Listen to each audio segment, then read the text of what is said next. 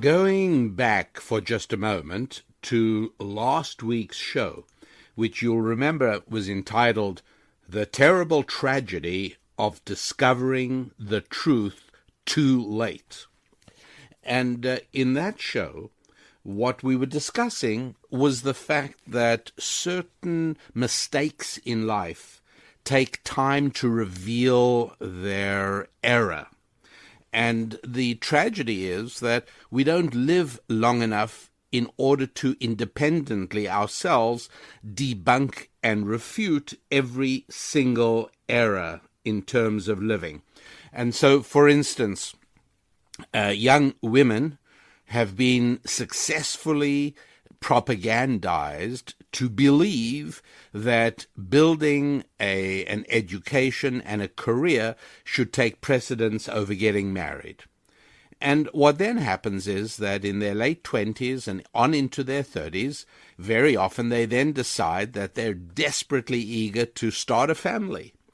And to their dismay, they discover that it is very difficult for a woman in her 30s to get married. Miracles happen. You only need one great guy. Yes, I know plenty of women for whom it worked out okay.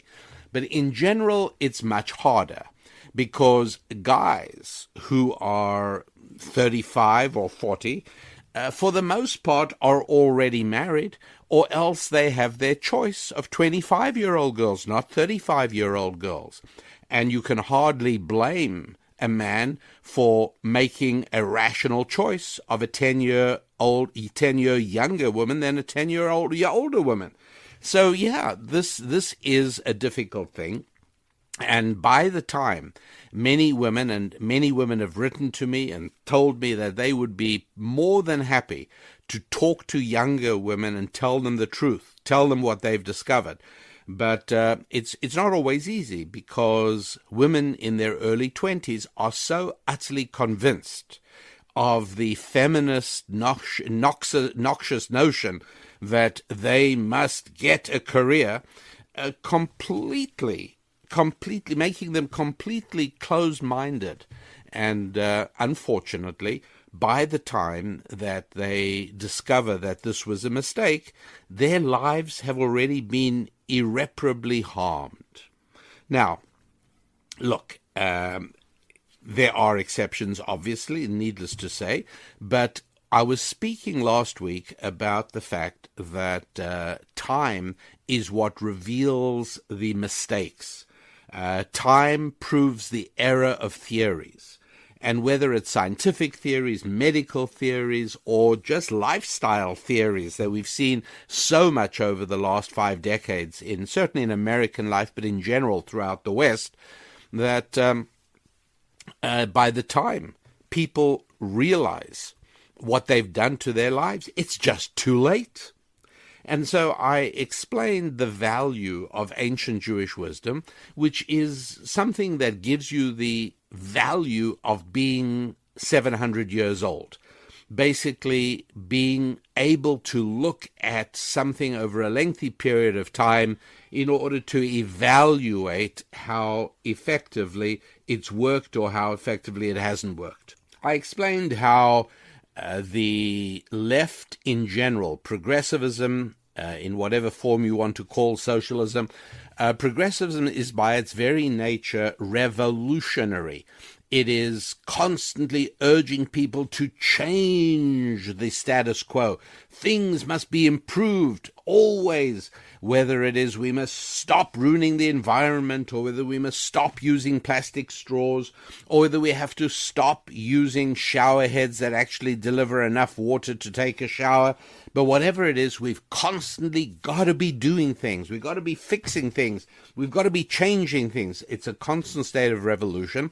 And I said last week that the question I love posing to progressives is, please describe the America in which you would become a conservative. At what point do you say, you know what, we've reached terrific. This is great. Let's not spoil anything. This is the way it should be.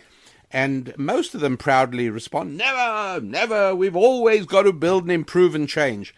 Okay, there's such a thing as balance, obviously, and this is one of the very big differences between the left and the right, where the right says, look, there are certain things that come to us from the past. There's wisdom from the ages that has value. And the left says, no, only the new, the fresh. We've got to put away the old. Everything about the old is bad. This is one of the reasons that they depict American history constantly in negative terms. It's only about slavery. Everything that Columbus did was horrible and ghastly. Everything looking backwards is awful, but tomorrow is going to be a bright new future. Everything is going to be wonderful, provided you listen to us and follow our prescriptions for progress. That's essentially, without any exaggeration, a difference between the left and the right. There is yet a further difference, and that is that ancient Jewish wisdom, and to the extent that conservatism agrees with it, focuses very much on past, present, and future, the totality of the human experience, whereas the left focuses only on the present. And this is one of the reasons that in the Lord's language, in Hebrew, the actual name for the Lord is made up of the letters that spell out past, present, and future, which is one of the reasons that we speak about God being omnipresent and omniscient, the sense being that time is different for human beings than it is for the Creator, and that those of us who wish to follow his blueprint as accurately as possible would, like him, be cognizant as much as possible of not only the present but the past and the future. And so, for instance, on the issue of abortion, I would say, hey, the future is just as important as the present. And so to snuff out future lives is unthinkable.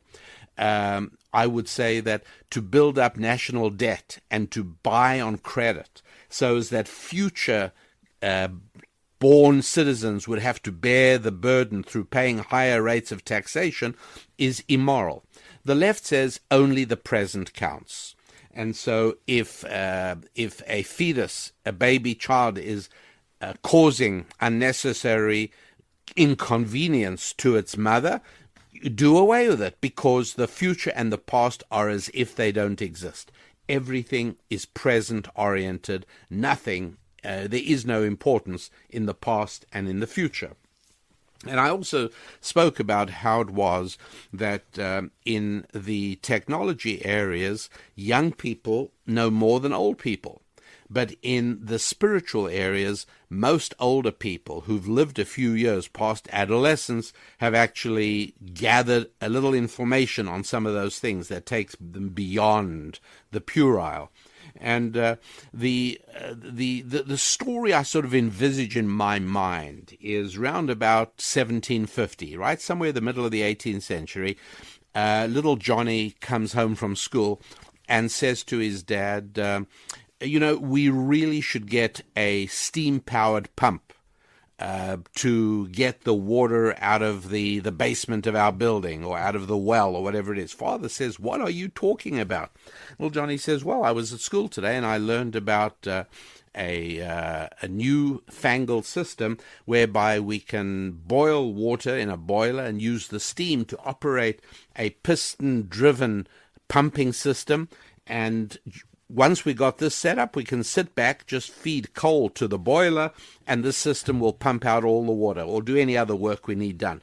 Dad opens his eyes wide and says, I don't know what you're talking about. And the son says, come, let me show you.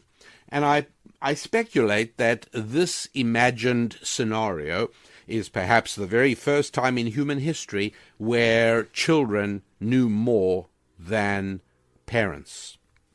Up till then, it was clear parents taught their children. Now, parents should still be teaching their children on all the areas that really matter in life. Family relationships, marital relationships, all raising children, siblings, all of the things that parents could tell you. But today, parents are reluctant to do so. I've often spoken to parents, and And I've said to them, your child needs to, and your grown-up child needs to hear your view. I don't want to impose my views on my child. I just want them to be happy. They should make up their own decision and follow their own course in life. Well, that's really evading the duty of a parent. And I hope to be able to explain a whole lot more on that subject as we move along. I'm Rabbi Daniel Lappin, and I am fueled by a deep desire to reveal how the world really works. I'm propelled by a passion to clarify that the more that things change, the more we must depend on those things that never change. And who better than your rabbi to pull out and lay out on the table in front of us the things that do not change. Now, in order to get this show going and to clarify what it is we're going to be looking at, I'm going to start off with something very basic indeed. And that is that we live in a world of duality.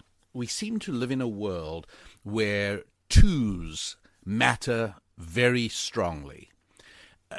And we're so used to it that we hardly give any thought to it, right?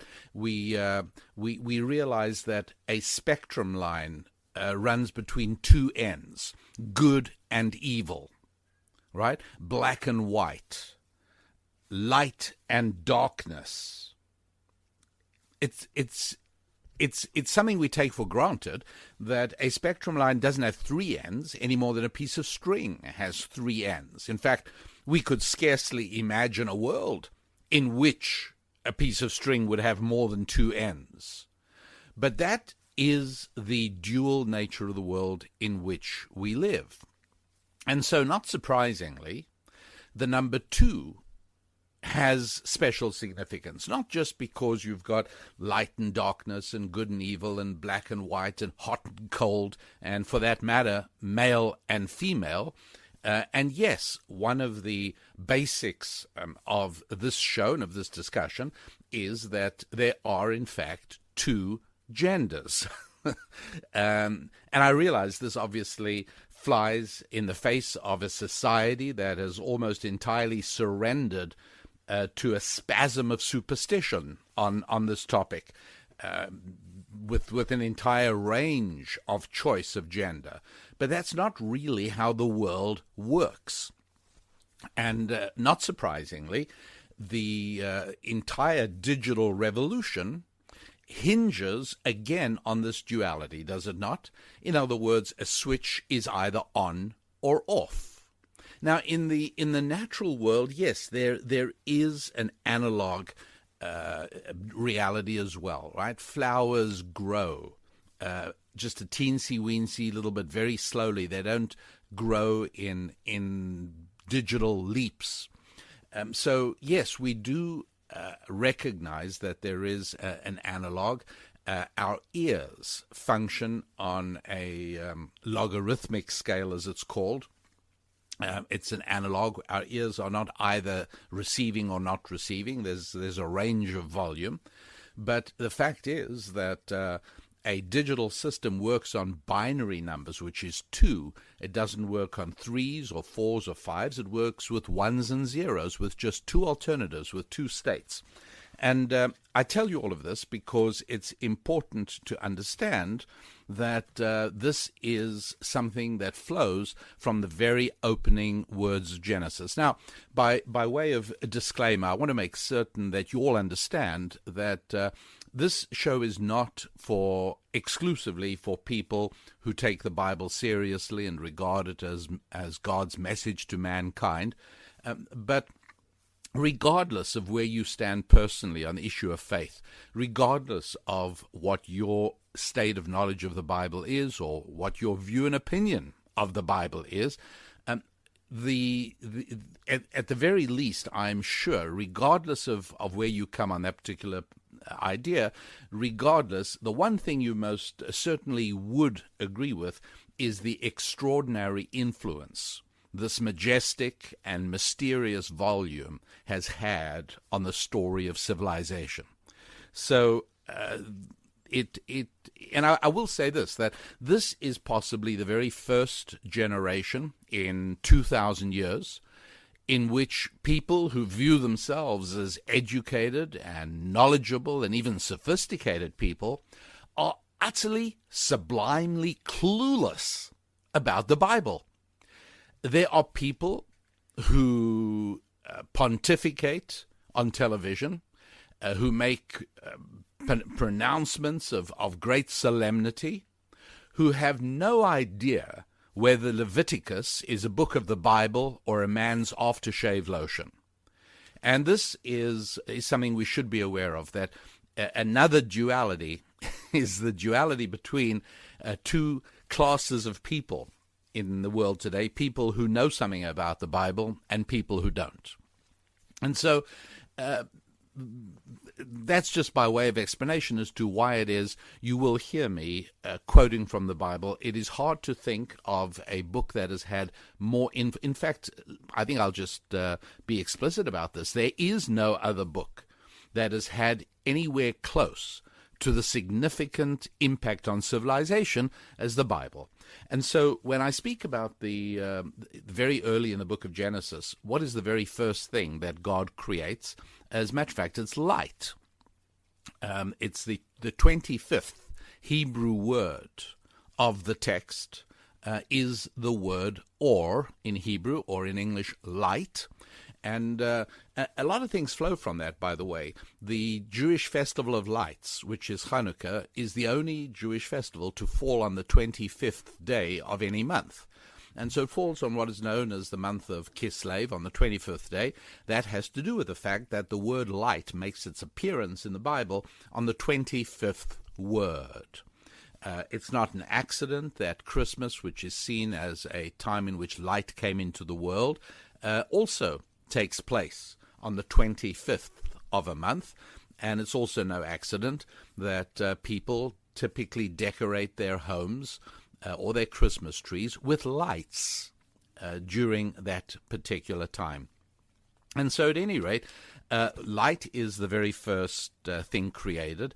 And again, I'm not going to, this is not going to be a heavily technical discussion in any way whatsoever.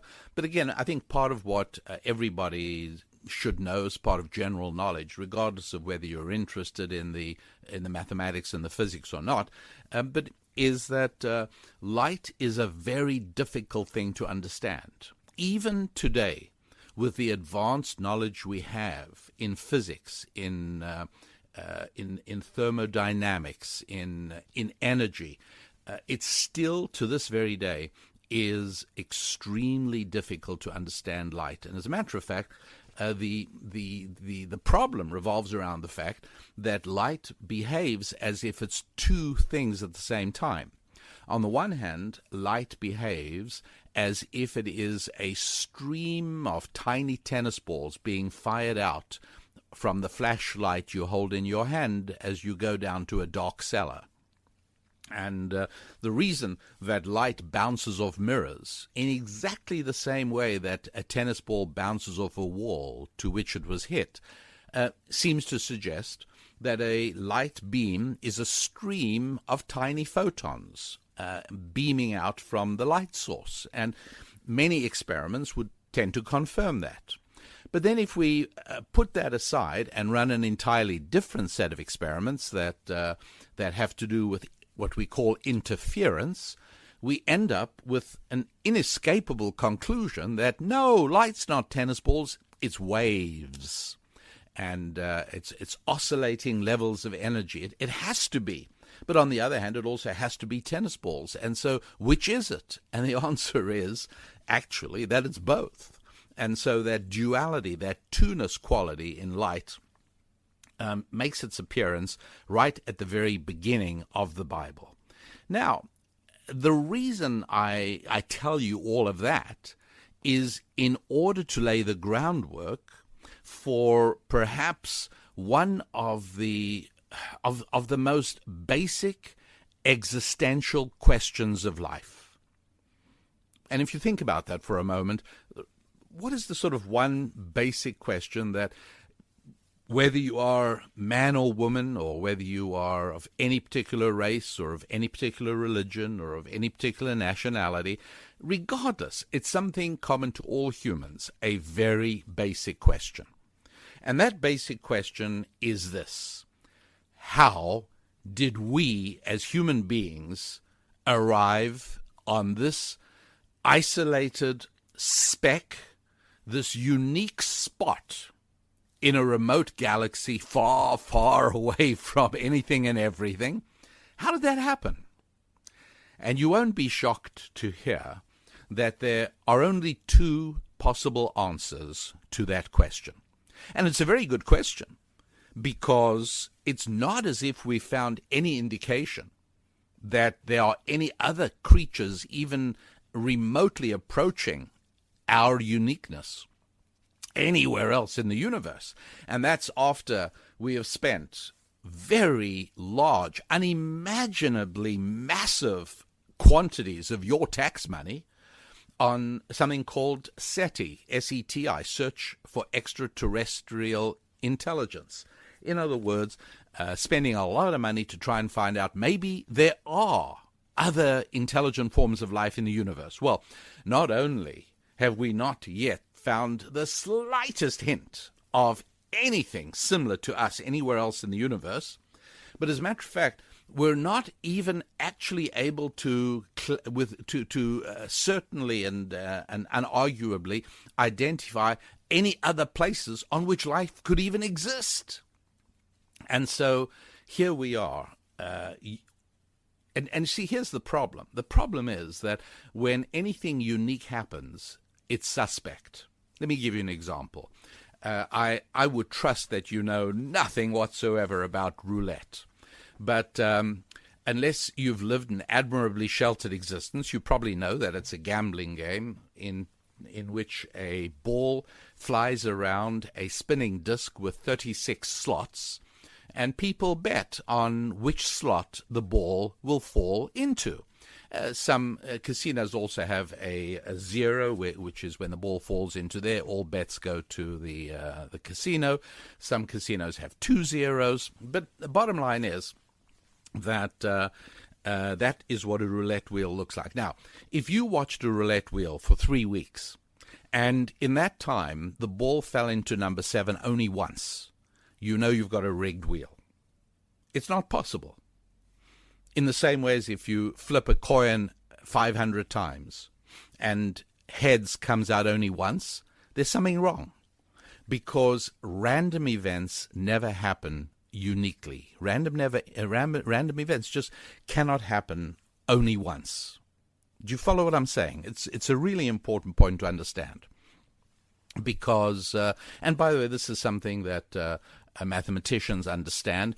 If you were able to conjure up a random number generator, and there are a number of ways of doing that, you can be sure that it'll throw out the same number if you watch it long enough. It has to, because if a certain number of events can happen, let's imagine there's 36 possible places that the ball can fall into on a roulette wheel.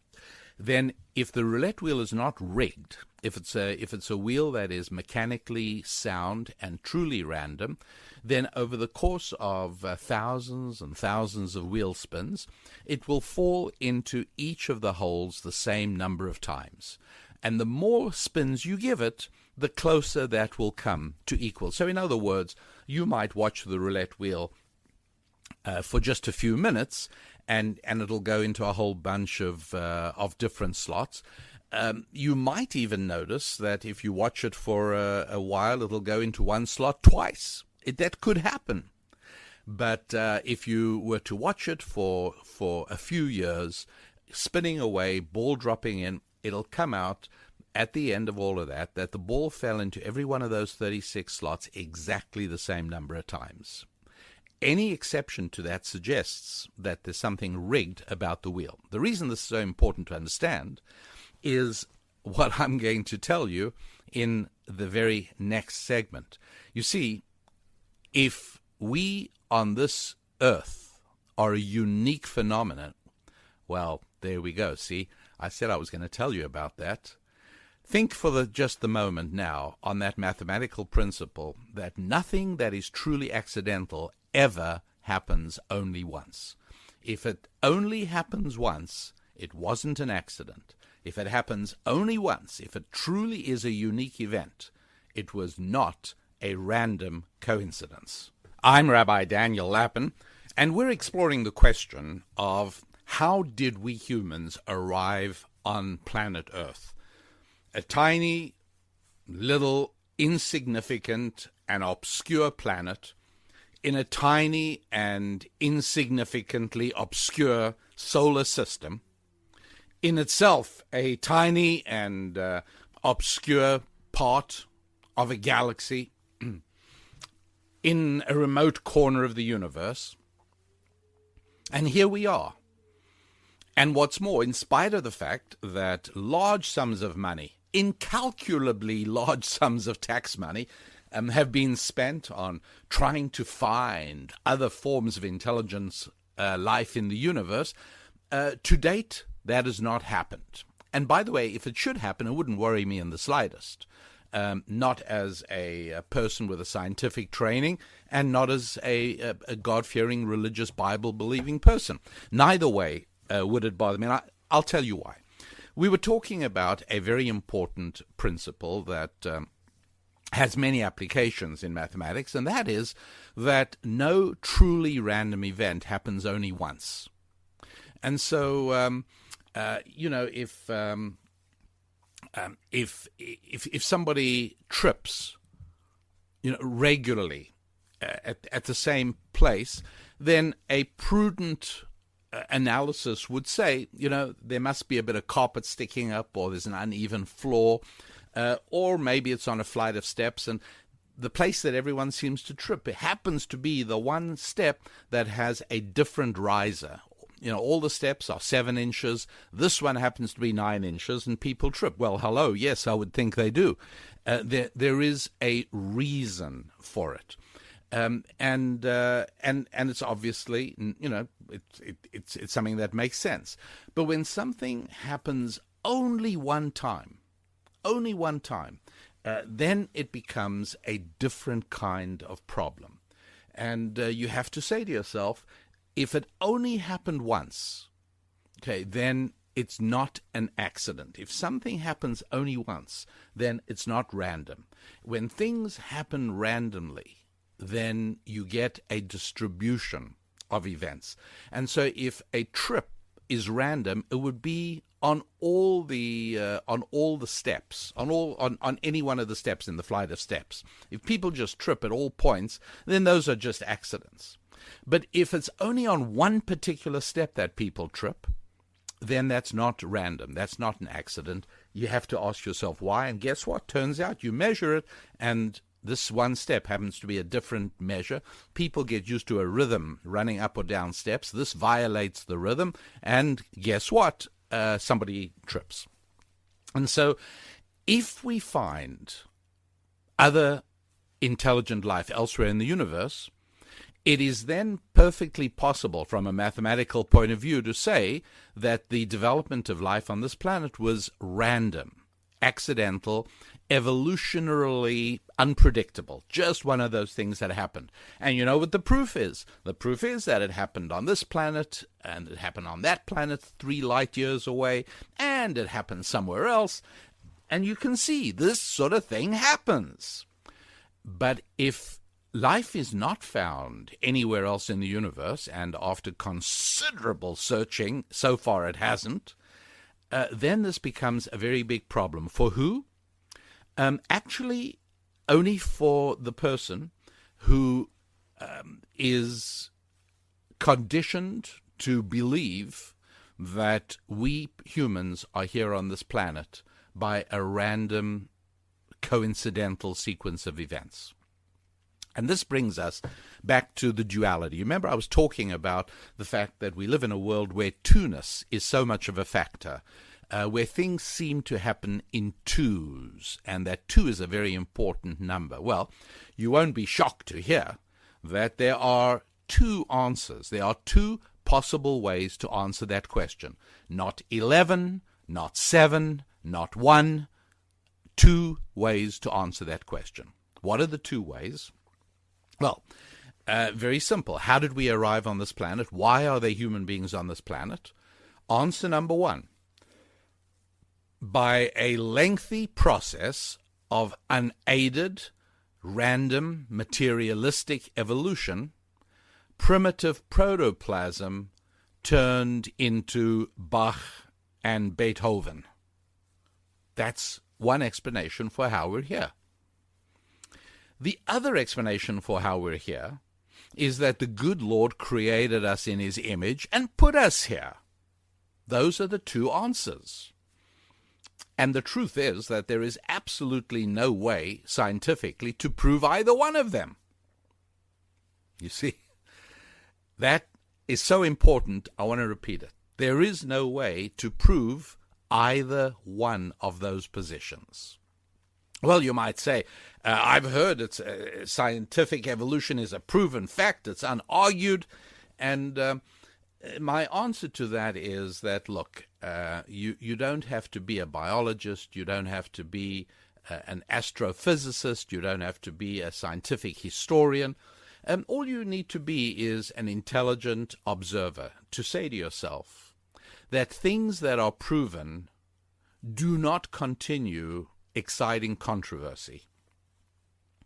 Let's put it this way. There's not a lot of controversy in the culture about whether the planet Earth is round, a sphere, or whether it's flat. Now, there might have been people once upon a time who thought the Earth was flat. I'm not sure, but there might have been. And I say that advisedly, by the way. A lot of times people say, oh, well, they believe the Earth is flat. It's not true.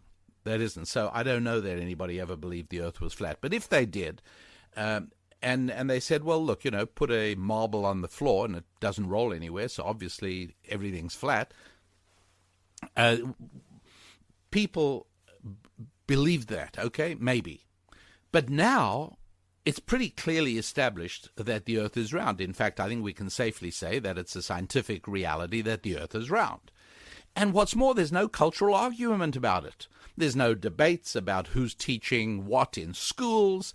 There's no people yelling about it in debates and arguments. There are no faculty members being fired from universities because they believe that the Earth is flat. No, it's settled. But if the origin of human life on this Earth was settled science, then no scientists would be losing their jobs at universities because they question that.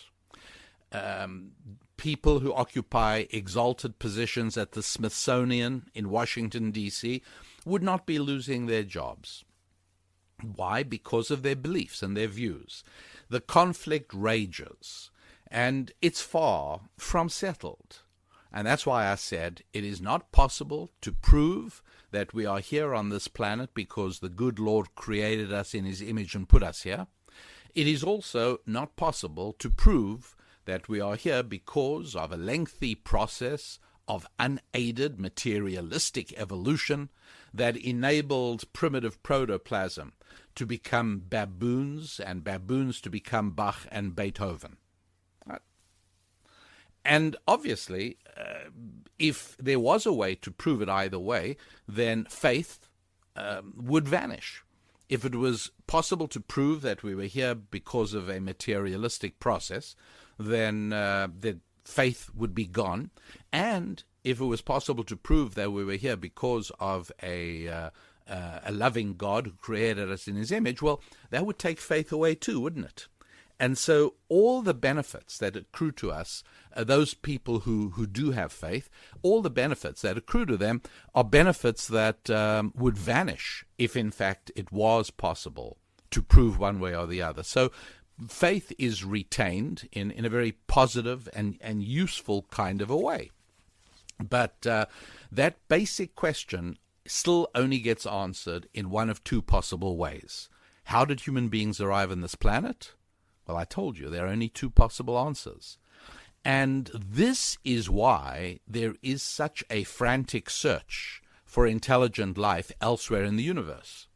Because the minute intelligent life can be found elsewhere in the universe, then it is a definite possibility. Yeah, it's a possible definite that we could be here as a result of a random series of coincidences that enabled amino acids to form out of some sort of primeval sludge, because, look, it happened somewhere else as well. But as long as we don't find intelligent life that resembles humans anywhere else, we're kind of stuck, because it's very difficult mathematically or scientifically to say that we are here because of a random process. Because, like roulette wheels, random processes do not deliver unique results. It just never happens. So we're left with only two possible answers. And you might say, well, okay, fine, where's all this going? You've been talking to us for 25 minutes now, and we're talking about these hypotheticals about the origins of life.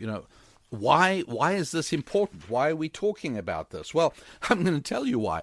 Because these subjects we're discussing have the most direct consequences on what we feel about money, about taxation, about inheritance, and whether there should be a death tax, what we feel about sex, at what age should young people be having sex, what's it all about, and many, many other questions.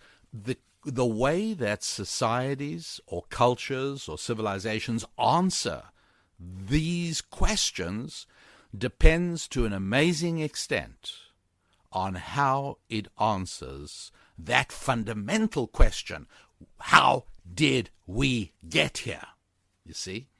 And by the way, just in case some of you are saying, wait a second, Rabbi Lappin, you're saying that there are only two ways to answer the question of how we got here. Either God created us in his image and put us here, or we're here as the result of billions and millions of years of random evolutionary accidents.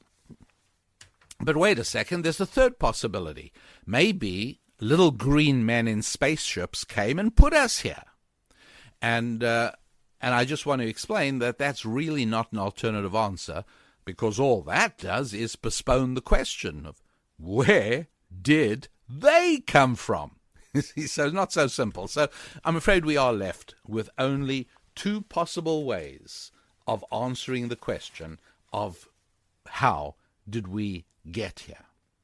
Now, the way you answer that question is going to force us into answering another question.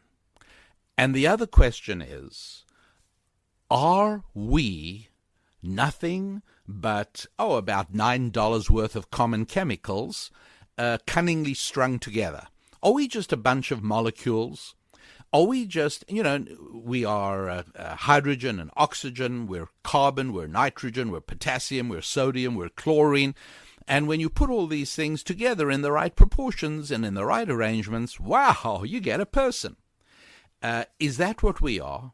Or are we unique creatures touched by the finger of God? Now, I think it's pretty clear that how you answered the first question will dictate how you're going to answer the second question. If you say that we are here because the good Lord created us and put us here, why then you would not say we're nothing but a bunch of common chemicals put together. You'd say, no, we're a unique creature touched by the finger of God. But if, on the other hand, you say, no, you know what, I think I'm going to live my life as if we are here because of a random sequence of coincidences, a lengthy process of unaided materialistic evolution, well, then you're probably going to say, and the result is that we are nothing but a bunch of chemicals, just like everything else in the universe. There's stones, there's liquids, there's solids, there's vegetable material, and there's animal material, but all we are is just a different arrangement of the basic elements. Well, what's the difference? I'm Rabbi Daniel Lappin, and we're exploring why it is that you cannot ignore this question. The question of how we humans ended up on this planet, how we got here, is not something that you can just put aside. This is not a question that can be ignored, because any sentient, thoughtful person realizes that there are consequences to how you answer that question. And what's so difficult to relate to is that we, in this sort of post-industrial era, we're so used to solving questions scientifically. We're so used to saying, look, I don't know what the answer to this is, but I'll look it up on the internet and then I'll tell you.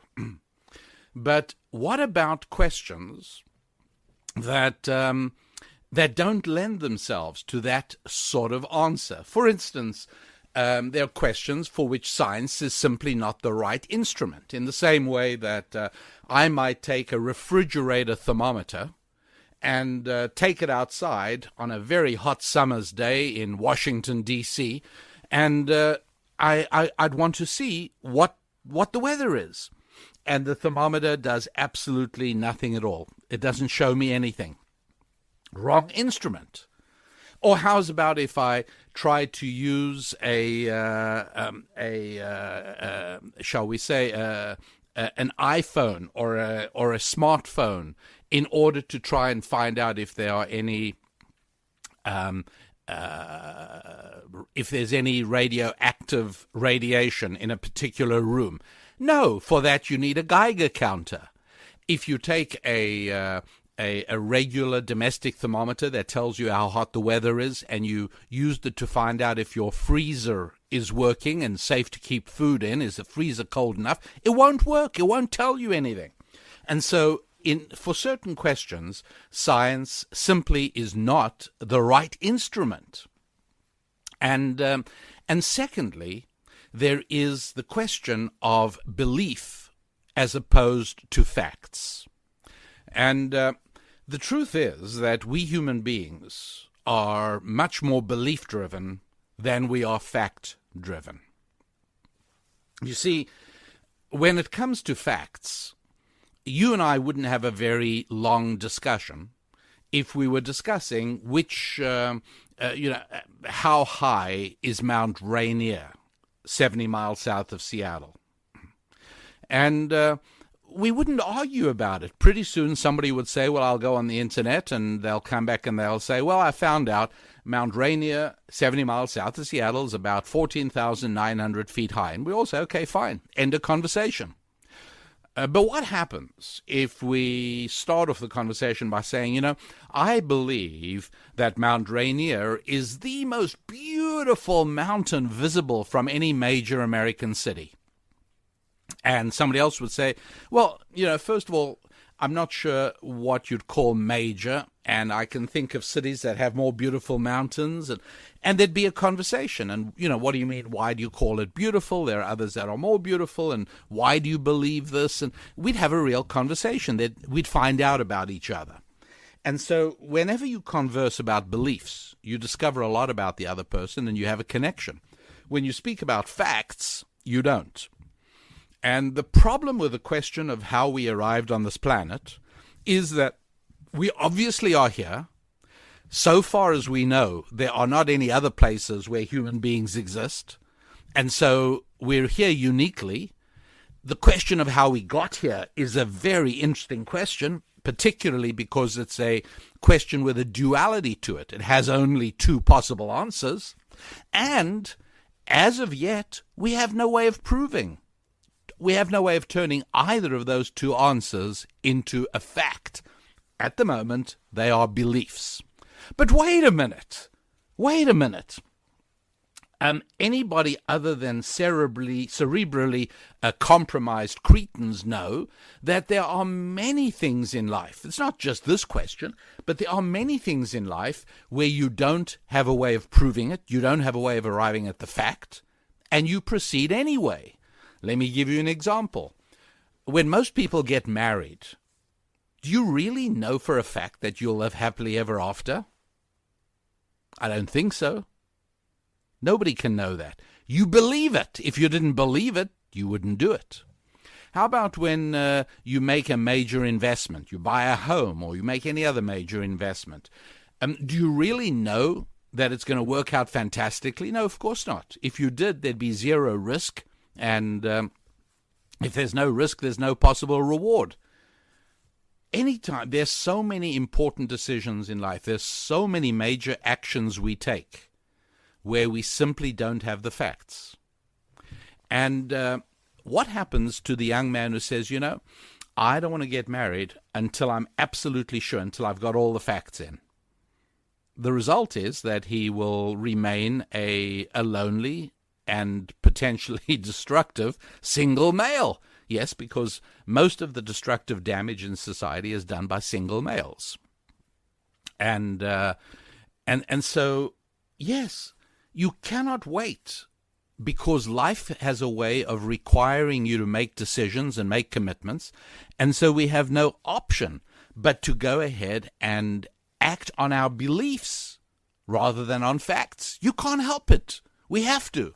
And so in what way does this question and the answer you believe you want to give, how does that all work? Well, the best example I can give you is something that a teacher of mine had happened to him. He was traveling from New York to Jerusalem to Israel, and he was traveling on El Al, Israel National Airlines. And by the way, the word El Al actually in Hebrew means two up, meaning being on your way to a higher place. Isn't that neat? El Al, two upon, going up to a higher place. And so my teacher's traveling, and he's got two of his students traveling with him to help him on the journey, just as part of his entourage, if you like. And what happens? He, as luck would have it, he finds himself sitting next to one of the top officials of what's known as the Histadrut, which is the Israel, it's sort of the trade union organization. And so obviously this particular individual was one of the old-time Israeli atheists. He was originally from Russia. He was a socialist. And he came to Israel in the early days and before the state even, and found himself the head of like the number one socialist of the country. As you can imagine, this was a very interesting conversation, because you had, if you like, one of the country's leading atheists and one of Judaism's most devout and scholarly rabbis sitting next to one another on an El Al airplane. Anyways, after they're both seated in their seats, and the captain's welcoming everybody aboard and asking everyone to get their seats, a young man who'd been sitting a number of rows behind in the coach class came forward, and he took off the rabbi's shoes and replaced them with slippers. And the eyebrows on his neighbor, with whom he'd already started a conversation, rose. And so he explained, he said, on a long flight, my feet swell. And his socialist neighbor said, tell me too. He said, so I switched to slippers. Anyway, plane takes off. They're on their way, and it's going to be another hour before they serve a meal. Pretty soon, one of the other young men comes forward with a little package of sandwiches in a brown bag, gives them to the rabbi, and goes back to his seat. The rabbi opens and offers his neighbor a sandwich. The neighbor gratefully accepts, and the rabbi says, I get hungry, and by the time they serve the meal, I'm starved, and so my wife knows I like to eat, so she sends some sandwiches, and this way we have something to eat. This fellow says, thank you, I really appreciate you sharing. He said, I just want to tell you, I'm so impressed with the way your sons take care of you. And the rabbi said, oh, no, those aren't my sons. Those are two of my students. Now, if my sons were traveling with me, they would really be taking care of me. And the eyes of the hardened socialist leader teared up. And the rabbi said, what's the matter? Did I say something to upset you? And he said, no. He said, but I just want to tell you that I've got 4 sons. And I've been thinking, what have they ever done for me like your students do for you, let alone what your sons would do? And I realized my students, my sons have never done anything for me. All that seems to happen is I'm busy doing things for them all the time. But your sons seem to behave very differently, and it saddened me. And the rabbi said, don't be upset. You must realize that your sons have been as faithful to your teachings as my sons have been to mine. And the socialist leader looked at him in puzzlement and said, what do you mean? And my rabbi said to his socialist friend, he said, look, you have surely answered the most basic question of life to your children. Where did we come from? By saying that through a random process of unaided materialistic evolution, godless, totally random, totally materialistic, primitive molecules turned into human beings. You've told that to your sons. And the man nodded. He says, that's right. That's science. That's what I teach them. And the rabbi said, look, that means that every successive generation is more highly developed. Every successive generation is one generation further away from primitive protoplasm. You are a generation that is further removed. You're a generation further away from the baboons. Is that not so? This is what you've explained to your children. Me, for my part, I explain that each generation is one generation further away from God. I teach my children what I believe, which is that we were created by God, and therefore the second generation was a generation removed from Adam, and the third was the third. And we are now many, many generations removed from the generation that actually was touched by God and created by God. And so that means that that as time has gone by, my sons recognize that I'm a generation older.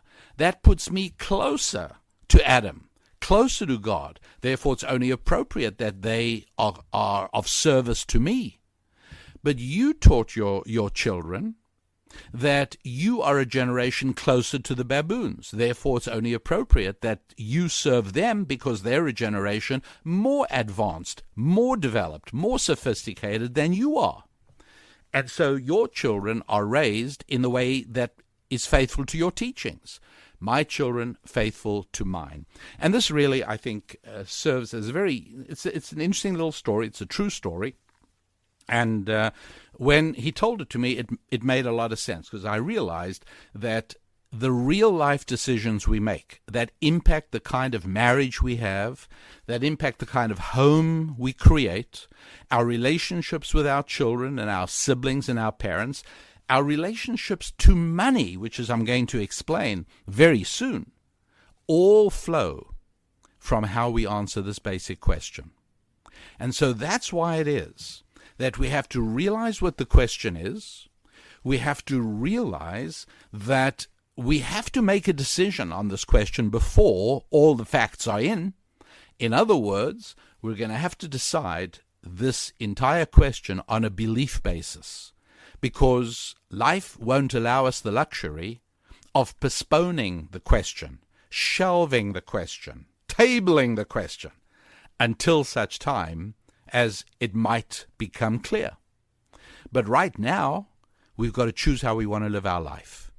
And I look around and I say, well, here are the people who live their lives as if believing that we're descended from baboons. And here are the people who live their lives choosing to believe that we are touched by the finger of God, created by Him. These are two different ways of living, two different ways of building families, two different ways of relating to business and money and finance. And I'm going to choose the one, and I'm going to believe according to that way. That's how it works. And I'd like to dive into how these answers impact our money, our families, our very lives. And then we're going to be able to see what it is that we can do about them. I'm Rabbi Daniel Lappin, And we continue with the most fundamental question of life, really the one big question that everybody has to grapple with at some point or another, whether you're male or female or black or white or American or anything else, or whatever faith you are or of no faith at all.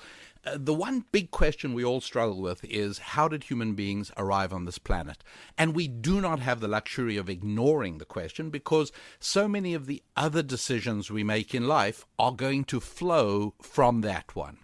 And this is the question we have to proceed with now, which is, so fine, what difference does it make?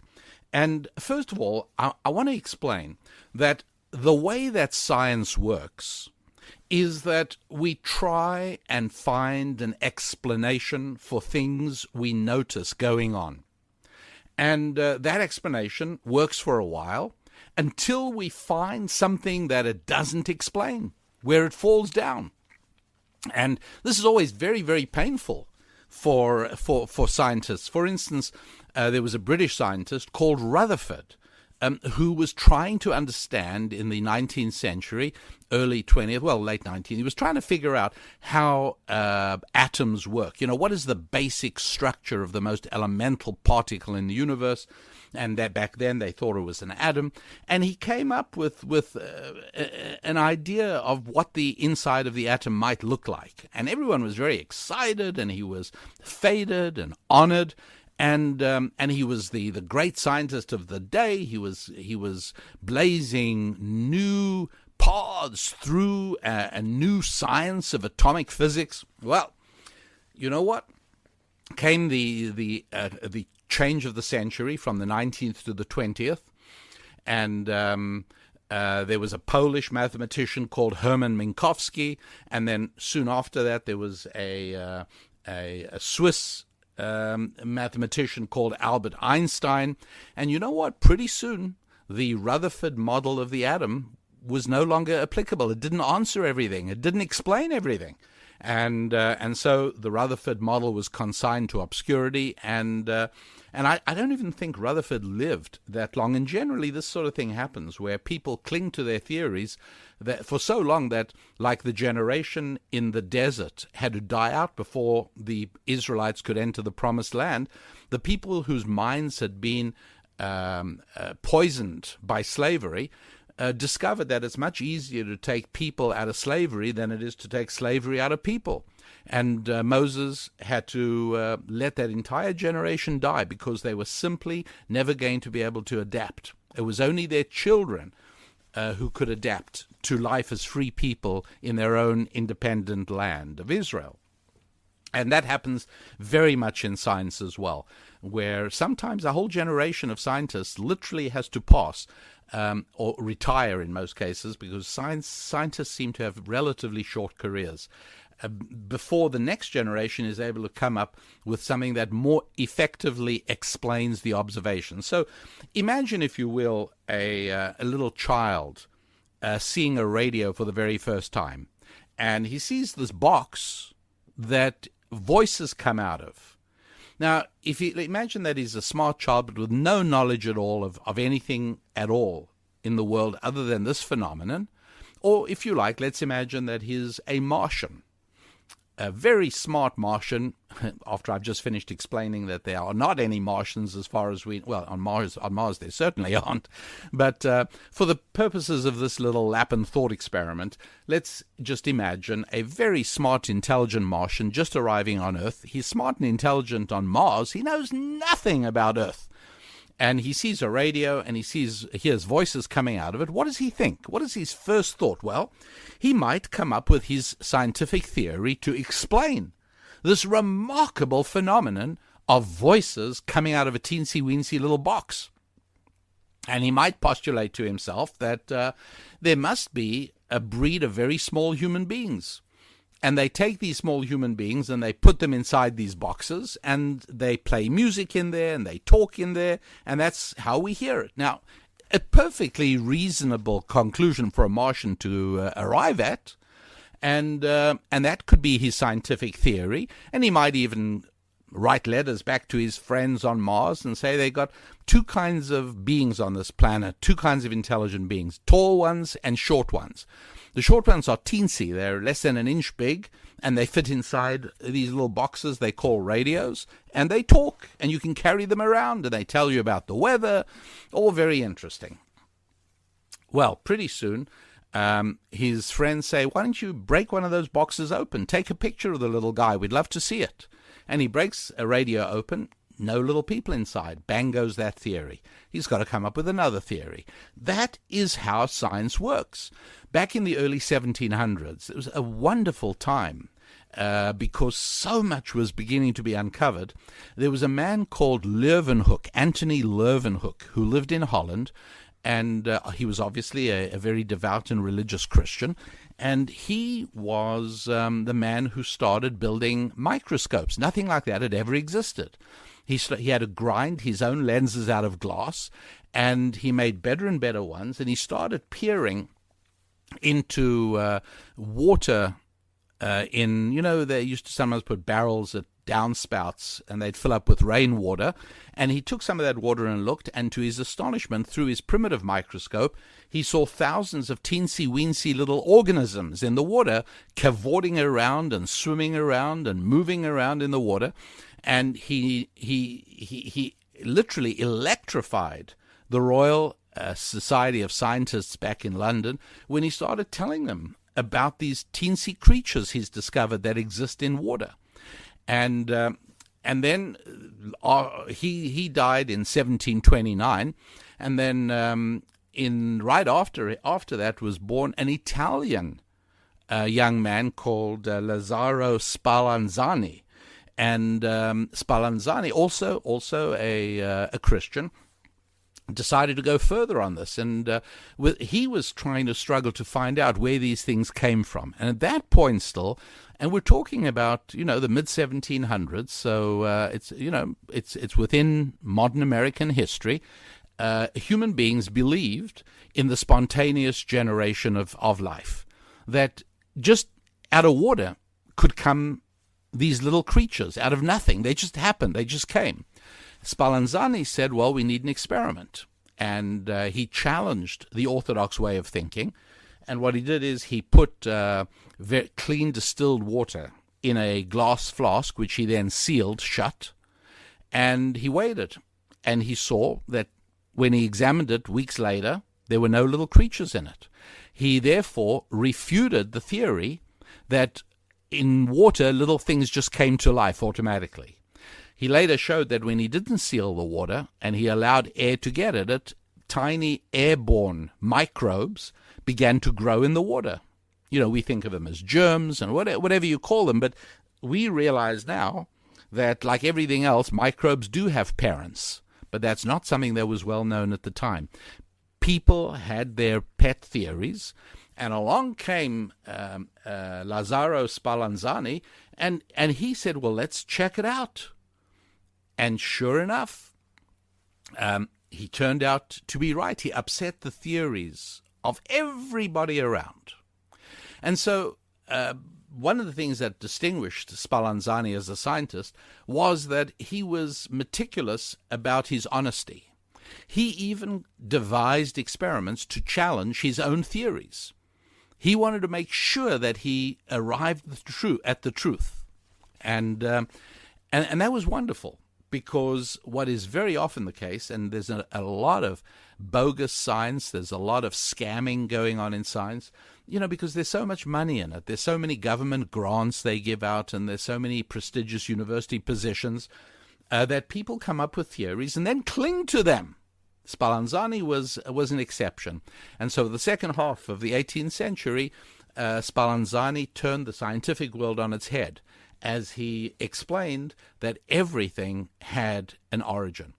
The origin of human beings, by the way, at the same period of time, they used to believe in homunculuses or homunculi, which is that inside human reproductive organs and material were teensy-weensy little human beings. Back to my Martian and the radio story, but they really believed that. And you can actually see 18th century pictures they painted of what these creatures looked like. Tiny, tiny little human beings, contained inside human beings, because they simply had no idea of how a sperm and an egg fertilized, joined together to become something entirely new. They had no knowledge of that. It was simply not understood. And so this idea of testing a theory is something that is very worthwhile doing. It doesn't happen quite as often as in science as it used to, because so much of science has become politicized today. And on this discussion later on, we will get to that. We will take a look at that as well, I can assure you. But for now, let me give you some examples, maybe just 2 examples of how we might test the theory that human beings are nothing but the result of a lengthy process of unaided materialistic evolution, where primitive organisms turned into more sophisticated organisms, and they turned into turtles, and they turned into baboons, and baboons turned into Neanderthals, and Neanderthals turned into Einstein, and that's how it goes. Well, how might you test that? Well, you see, what you've got to realize, please, and just bear with me on this, is that for those of you who do believe that that's how human beings arrived on this planet, why, then it follows, as naturally as night follows day, that we are nothing but animals. We are in quality just the same as animals. We have less hair than some animals. We can run faster than tortoises, but not as fast as cheetahs. Our eyesight is better than some creatures, but it's not as good as owls. And is it actually, maybe owls use their ears? Well, we hear better than some, not as well as others. We're just another animal on the spectrum of animals. And so clearly does this follow that Yale University ran an exhibit a number of years ago at their Peabody Museum, where they classified the human being as just another creature, and they showed the sort of lineup. And to this very day, you can go to museums where they will show you the famous silhouette pictures of baboons. It's like 7 or 8 figures. The first one is very clearly a baboon. The last one is very clearly a person. And they show the progression. Little by little, the baboon goes upright. He stands up on 2 legs, and then he becomes more, and they call him Homo erectus. He's now an erect, standing creature. And this is very much a doctrine of belief within the school of thought that believes that we're here because of a lengthy process of unaided materialistic evolution. And if that's the case, then believing in that fashion, and many very smart people do believe that, they obviously have to conclude that we are nothing but smart animals. And that's why I said earlier that we are nothing but $10 worth of basic chemicals, right? It's not hard. It's not hard to figure out what we are. I mean, after all, we are, a whole lot of us is water, like 70% of us is water. And talking of that, allow me this very slight diversion when I ask you to question coincidence. Always question coincidence. What a strange coincidence that we human beings are the same proportion of water as the oceans are of the surface of the earth. Approximately 70% of the surface of the earth is covered with sea, with ocean, and about 70% of the weight of a human being is water. What a strange coincidence. Here's another one. Ocean water is salt water. What is the water inside the human being? Well, just taste your tears next time if you're not sure. Wow, also salt water. That's interesting. And could it be an accident that in the Lord's language, Hebrew, one word is used for the days of your lives and for the oceans of the world? Same word. Yamim in Hebrew means all the oceans and all the days of somebody's life. All right. Well, we've still got to ask ourselves, are we really nothing but hydrogen and oxygen and carbon and nitrogen and potassium and sodium and chlorine? Is that what we are? Or are we something really remarkable? Creatures touched by the finger of God. What are the scientific questions we might subject the theory to in order to get at least a feeling for how we should believe and what makes more sense? I do my best to reveal how the world really works. And one of the ways that the world really works in is that we should probe for explanations, and we should test the explanations we come up with. We should try and understand the world in which we live. And on the basic question we've been talking about in this program of how did human beings arrive on this planet, the two answers, as we've already covered, are essentially a materialistic answer and a religious answer. An answer that is secular or an answer that is spiritual. And that's really a choice that we have to kind of make, which is, do we live only in a materialistic world, in which case only materialistic explanations can make sense, or do we live in a spiritual world? Are we human beings only body, or are we also soul? And we really have to ask ourselves that, because if we are only body, then every single problem that we have can be solved pharmacologically. There is a pill to be popped for everything. And sure enough, today a very large number of children at schools, particularly boys, are drugged by the school. The school makes them take drugs because whatever is wrong surely can be fixed with a combination of chemicals. Remember I said that this approach, the materialistic approach, says that we human beings, if we are nothing but the result of a random process of lengthy, unaided materialistic evolution, why then we are nothing but an arrangement of chemicals. And if that's the case, no matter what goes wrong, all we have to do is rearrange the chemicals until they're back the way they were meant to be. And you do that with more chemicals, called pills and tablets, medications and drugs. Well, if that is indeed what we're all about, then yes, of course, no matter what ails us, we need to resolve it with medication.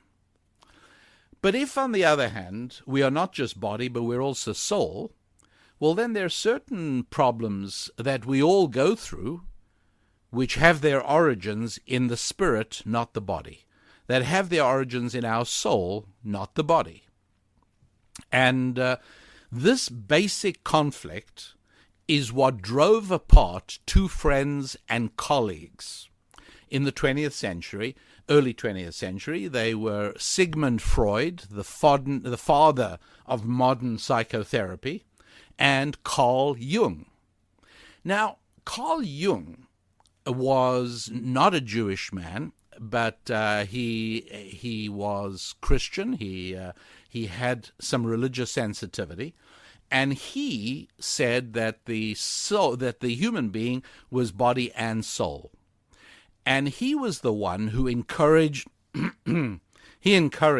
Wilson to come up with Alcoholics Anonymous. And you know that the 12-step program of Alcoholics Anonymous starts off with the idea in the belief of a greater force. And all of this came about because Carl Jung recognized that we are body and soul. And therefore, if we're body and soul, then certain things that go wrong with our body could have the basic problem embedded in the soul, not the body. And so the solution may not be chemicals, drugs, tablets, and medications, but the solution may be something spiritual. And he recognized that alcoholism was not a physical as much as a spiritual disorder. When people drank alcohol, although the addiction becomes a very powerful, difficult to resist physical drive, the basic cause is the searching for some spiritual satisfaction. And he says that's why the old monks of medieval times used to call alcohol spiritus in Latin, which evolved in English into spirits. And to this day, that word is used for alcohol, isn't it? Spirits. Because the recognition that alcohol was useful in making spiritual pain go away, not physical. As a matter of fact, it's not even good for you physically, but it's so helpful spiritually that people fall prey. And it's very understandable. And so Carl Jung, great psychiatrist, encouraged the founding of Alcoholics Anonymous. And the reason it has been history's most successful treatment program for alcoholism is because of the spiritual element. But meanwhile, his friend and colleague, whose name was Carl Jung, who was a secularized Jew, decided that we must be here because of evolution. Therefore, we are nothing but an arrangement of chemicals. Therefore, there is nothing wrong with us that cannot be resolved chemically. And although the pharmacological industry, the pharmaceutical industry, had not evolved yet in Carl Jung's days, and Carl Jung, pardon me, I'm talking about Albert Einstein. What is the matter with me? I'm sorry. Talking about Sigmund Freud. And Sigmund Freud, most of his work was in the first half of the 20th century, mostly before World War II. The pharmaceutical industry hadn't yet evolved to the point it is today, where there's literally a pill claimed to solve everything. And so, as a result, Sigmund Freud became the dirty old man of psychiatry, where every single thing had a most base and materialistic solution, namely sexual. And he saw that in almost everything. Now, I will tell you this, that when I first read Sigmund Freud's introductory lectures in psychotherapy, I saw that this was a very, very smart and thoughtful man. I mean, this is not a nobody at all. And those were, I regretted that I didn't ever have the opportunity. I didn't live in the right era to be able to hear those lectures in person. Actually, I never knew. I must find out if they're recorded. I don't know about that. But I read them and they were wonderful. But then, of course, he also wrote a fair amount about religion. He wrote about Moses, and he spoke about religion as an illusion. And so to this day, although there are many, many people in the psychiatric industry who follow the Freudian approach, that tends to be an approach where being faithful to the Freudian model means regarding the human being as all body, not soul, and therefore solve everything with pharmaceuticals, solve everything with drugs. And that's where we are today. I'm afraid it's just how things are. Now, the struggle between these two men resulted in them breaking up eventually, because it was not possible for two people with two such conflicting and incompatible views of reality and how the world worked to get on. And sure enough, they didn't. And there are people today who practice Jungian psychiatry, and there are people who, the overwhelming majority, who practice Freudian psychiatry. Again, a simplification of a vast field, but enough to give you the idea that real life consequences flow from whether you regard the human being as a unique, special creature touched by God, or whether you regard the human being as just an accident of a mindless cosmos. There really are consequences. And one of the ways you can test, and again, you're not necessarily going to end up with a conclusive result, because that's kind of not really how science works, but you can certainly end up with clues and guides. So, for instance, one of the most amazing things about human beings is altruism. Now, when a parent gives up a life in order to save a child, that can be answered by behavioral biologists. That can be answered by those who say that we're just sophisticated animals, and like all animals, we are focused on the survival of our species. And so for a parent to give up a life to save a child makes perfect sense. You'd expect that to happen. Okay, fine. But that's not what I'm talking about. When I speak about altruism, I'm speaking about when a stranger sacrifices for someone else. When soldiers give up their lives or risk their lives in order to save their comrades, that's altruism of the highest order. How does that work? In what way does that help evolution? And this is a problem, whilst all kinds of ingenious theories are advanced, because those who do believe that we're here because of an accident of statistical random evolution, those do work very hard because they're baffled by the question of altruism. They work very hard at trying to come up with an explanation that explains what evolutionary purpose is served by altruism. It's a very tough one to answer, because to save my own flesh and blood makes sense. But why would I save somebody with whom I only share a religion or a nationality? And these are spiritual constructs. I mean, after all, no animal thinks of itself as being part of a nationality. There's no animals that say, well, I'm sorry, I can't come down there. I'm a Canadian bear. I don't go to the United States, right? Animals don't think that way. Nationality is a human spiritual construct. It's not an accident, by the way, that socialism, which believes in an utterly materialistic world, not an accident, that socialism believes in the abolition of nationalities. In fact, the song that communists sing is called the Internationale. Out of my kindness and consideration for you, I will refrain from singing it. But that's what it is, the Internationale. And before John Lennon had his conversion process where he rethought a lot of the things of his life later in his life, he sang Imagine. And there was, again, a socialist dream of everyone part of one, no religion, no nationality, all one big happy human family. Well, it doesn't work like that, does it? And so the idea of us caring about people with whom we have only spiritual connection, not blood connection, is very powerful. So in other words, tribal societies make sense on a materialistic level, right? Tribal societies would make sense because it's all blood. And in places like Saudi Arabia, for instance, the aristocracy, the ruling people, are all related by blood, which is not true in more spiritual democracies, like England and America, for instance, where the ruling people are not necessarily all related to one another, other than occasional exceptions.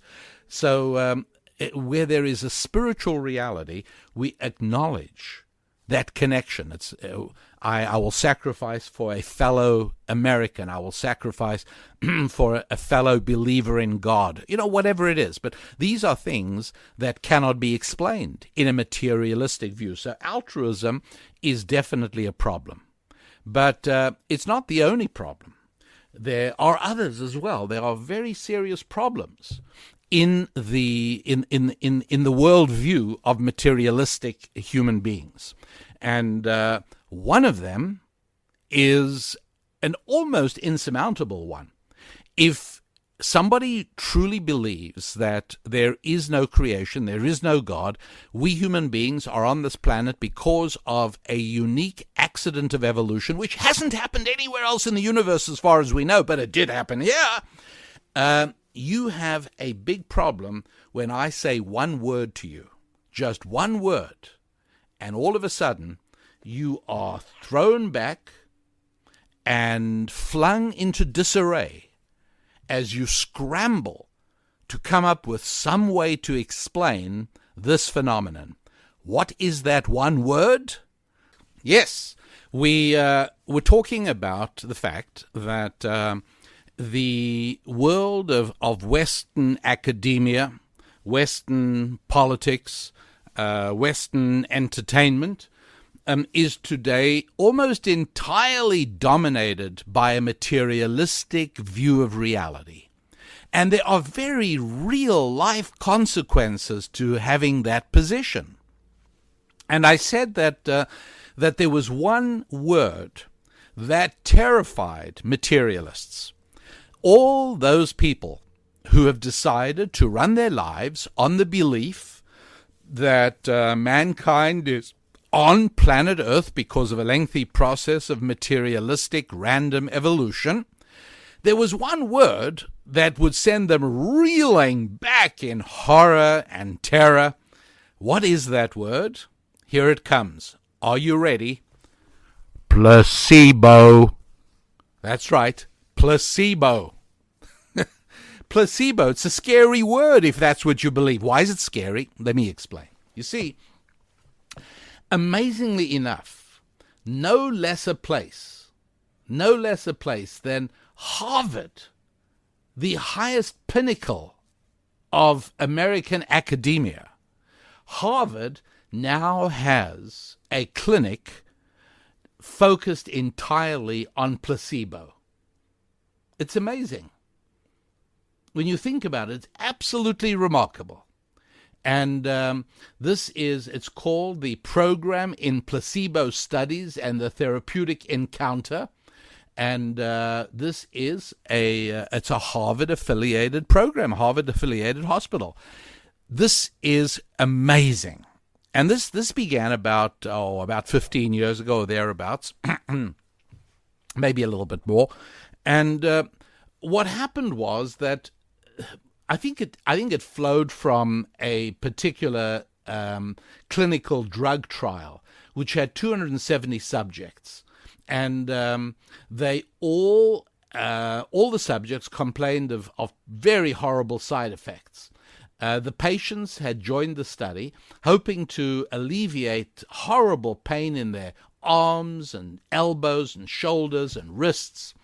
And in one part of the study, half of the subjects got tablets, got pain-reducing pills, and the other half were offered acupuncture treatments. And they were warned that both these things had side effects. They both alleviated pain, but they came with various side effects. And would you believe, half the people, 135 people, were given acupuncture, and half the people were given tablets. And they all began calling in, saying the side effects were killing them. The side effects were terrible. They were making them sluggish and causing pain. Even, by the way, even the ones who had acupuncture, they had been told, look, the acupuncture will make your pain go away, but it will cause redness on your skin and swelling. Listen to this carefully. I'm telling you something truly remarkable. And the side effects, they all complained about the side effects. And but they also reported real relief from the carpal tunnel syndrome and the shoulder pain, everything. So they were having the side effects, and they were being cured. The pain relief was working very well. Now, Harvard was astounded by this, and this was, I think, part of the reason they started up a whole study center, because these findings were absolutely exceptional. You want to know why?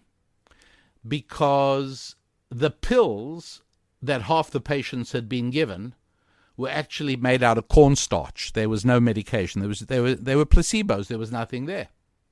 And guess what? The acupuncture needles, they were retractable, bogus. No skin ever got punctured. No skin ever got pierced by a needle. And so these patients were part of this amazing study, right, where nothing was done to them, but they were told by people who looked very impressive with a lot of degrees. They were told, listen, you got to be ready for the side effects, although it's very effective with the pain. And sure enough, they reported great pain relief, but terrible side effects, including swelling of the skin and redness of the skin. Okay, my friends, this is why those people who view the world as entirely material hate the word placebo, because placebo proves the existence of a soul.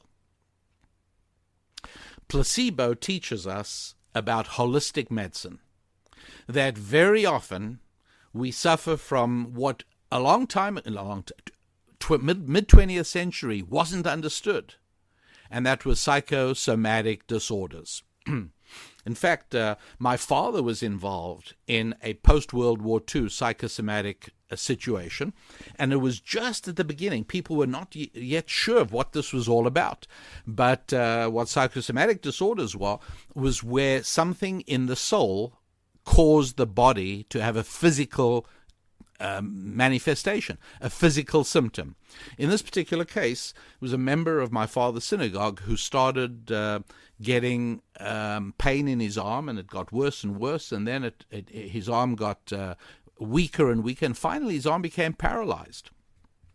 And he went to neurologists and physicians and specialists, and everybody came back with the same thing. There is no damage. There is nothing is wrong with your arm.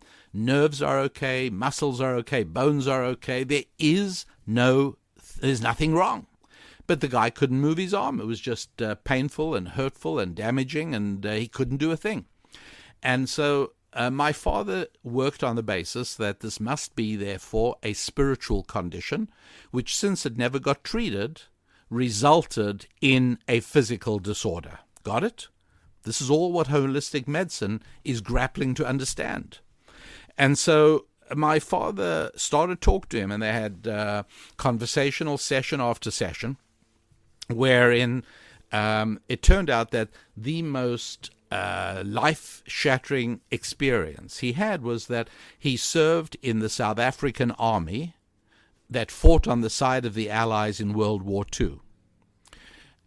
Much of the South African army was assigned by the British High Command and by the Allied Chiefs of Staff to defend the British fortress in Tobruk in North Africa. I think that is... I think it's in Libya, where Libya is today, if I'm not mistaken, but it's somewhere near there. And Tobruk was a very big fortress, was a massive fuel supply place. They had their fuel tanks there, and the Allies really depended on it. And at a certain point in the war, the Germans and the Italians captured Tobruk and took a lot of people prisoner. This particular individual was assigned to a perimeter defense of the fortress of Tobruk, and he and his buddy had a machine gun nest where they were trying to keep the invaders away. And the German and Italian forces were getting closer and closer, and he was firing away, and his buddy was helping to feed the ammo belt into the machine gun, and he was keeping the advancing line of Germans back, and all of a sudden he heard his buddy call out in pain, and he said, "I've been hit," and he started groaning, and so this man tells my father, "I had no choice, but I had to start feeding the ammo belt myself." He couldn't do it, and he was moaning, and then he said to me, pass me some water, and I said, "I will in a minute, hold on." And he said, I couldn't give it him just then because I had to switch. We'd run out of ammo on one belt. I had to feed in the next belt into the machine gun. Meanwhile, the machine gun barrel is starting to get red from the heat, and normally it needs to rest, to cool down. And I've got the Germans and Italians clambering up the hill in front of me, and I've got to keep them back. He says, when finally there was a lull in the fighting, I turned around to grab the bottle of water and give it to my buddy, and he was dead. And it was clear to my father, the way the man told the story, that this was a very powerful, very moving, and very soul-shattering moment. And my father built, I remember using furniture and cushions and a couch. He replicated the machine gun nest outside Tobruk, and he said to the man, he got my mother to bring in a broomstick, and he said, "Here's your machine gun, just position yourself just the way you were." He says, "Now have me just where your buddy was when he got hit." And And he said, now show me what you would have done when he wanted the water. How would you have passed the water? And the man took his paralyzed arm that hadn't worked for over a year, picked up the bottle of water my father had put there as a prop, and passed it to my father. And he said, what? Look, I've moved my arm. And my father then explained to him, he said, you feel so bad. You've been punishing yourself, and you've been telling yourself you contributed to your friend's demise, and all you could have made his last few minutes more less painful by giving him the water, and you've been psychically and spiritually beating yourself up until the very arm that could have, and in your mind should have, given him the water and didn't, gets punished with paralysis. He says, now you just saw. It's not really paralyzed. This is all spiritual. And you've got to understand that you were doing what you had to be doing. Your friend himself would have been the first to tell you, keep firing, because the water's not going to do me much good when we get overrun by the Italians and the Germans. And so by explaining to him that this is war, you very often have to make a choice between two tough things. And here his choice to keep manning his weapon was in fact the right thing for him to do. And this is in fact what cured the man. And this got written up. This was one of the early cases of psychosomatic disorder that was well understood in South Africa where this event took place. So placebo and psychosomatic disorder, these kinds of ideas are ones that cause tremendous consternation to those who see the world in purely materialistic terms. Because if we are purely materialistic, then the only way to fix and cure us is with material things, namely tablets and pills and medication and drugs. But the very fact that there is such a thing as a placebo, which has no physical effect, it's only spiritual, and it depends on your belief in the doctor who gave it to you and your belief in how well he explains what it's going to do for you. And yes, it's all untrue. It doesn't matter. Powerful belief in something untrue is more effective than a lack of belief in something that is true. We human beings are incredibly impacted by belief. Incredibly impacted. Something very, very powerful. And it's something we have to understand. And so as we continue with this program, you're going to be able to see more and more instances of how this applies. And more importantly, you're going to see more and more instances of how you can apply it in your own life. And that's where it gets to be truly very interesting indeed. Now, I said that we were going to take a look at some of the ways in which how you answer this question of, namely, how did we get on this planet, is going to impact your attitudes about taxes, about inheritance, about sex, about all many things that are at the heart of what is the essence of life, all impacted. Now, we're going to take a look at how that is and why that is. Why is it that if somebody tells me how he would answer the question of how human beings arrived on this planet, I can tell him what his opinion is about the inheritance tax. I can tell you what he believes about sex education in public school, even before he tells us himself. Wow. How does that work? Well, because we human beings are hardwired to seek spiritual coherence.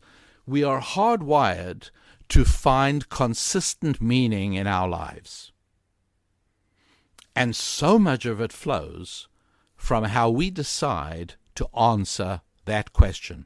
And remember, there's no option of waiting, because many decisions in life have to be made long before we're likely to have any definitive answer. Beliefs, not facts. That's what governs everything. We're going to look into that, and I'll show you why taxes flow so directly from that question as soon as we resume in a moment. The question we are exploring is what are some of the political, cultural, real-life implications of how you answer the fundamental existential question of, how did we get to be on this planet? How did that happen? Are we here because God created us in his image and put us here? That's one possibility. And the only other possibility there is that we are here through a process of unaided materialistic evolution. Now, I just want to clarify that there really is a dichotomy here. There's a duality, like I explained at the beginning of this program. It's one or the other.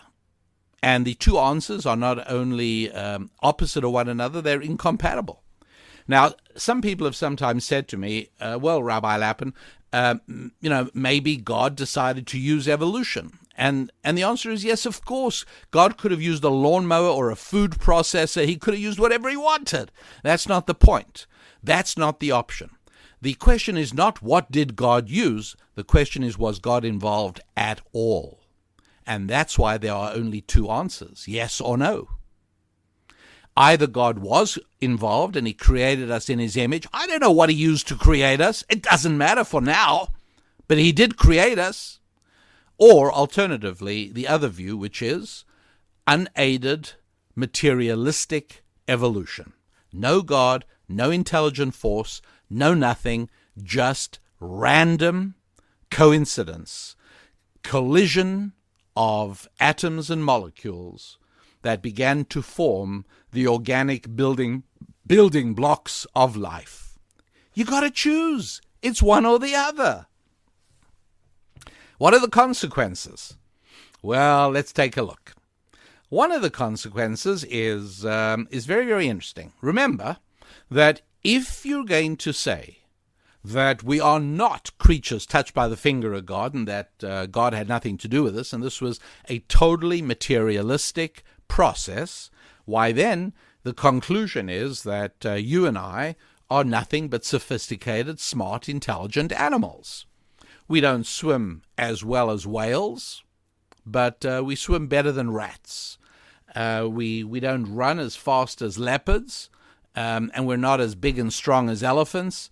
Our brains are bigger than many of the other creatures. There may be some creatures, I don't know about whales or elephants, their brains may weigh more than ours, I'm not sure.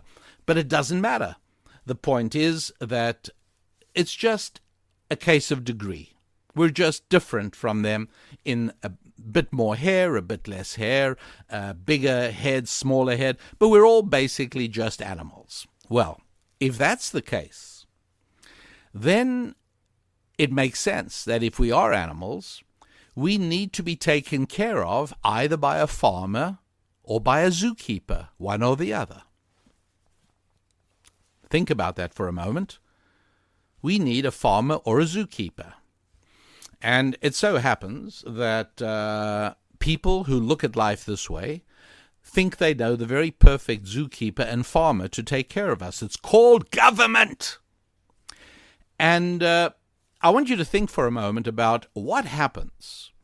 Imagine, again, it's a silly thought experiment, but imagine a cow coming to a farmer one evening and saying to the farmer, Farmer Jones, before we quit for the day, I need to speak to you on behalf of all the other cows. I've been assigned the spokesman, and I've come here to tell you that we all feel you're taking away too much of our milk. Got it? We'd like to set a cap above which you cannot take the milk. Well, this is negotiable. Maybe you'll get 50% of the milk we produce. We'll keep 50%. Maybe you'll get 60. We keep 40. But let's talk about it. Bottom line is you can't have everything. Farmer Jones puts down his pail, pushes his hat back on his head, looks at the cow, and says, look here, cow, I want you to understand something.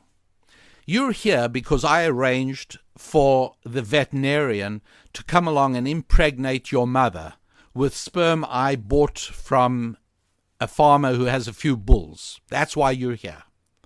And I was here to birth you the night you were born. And whenever you're sick, I'm the one who gives you medicine. And I feed you every day. See that tractor? I drive it over here with your feed every single day.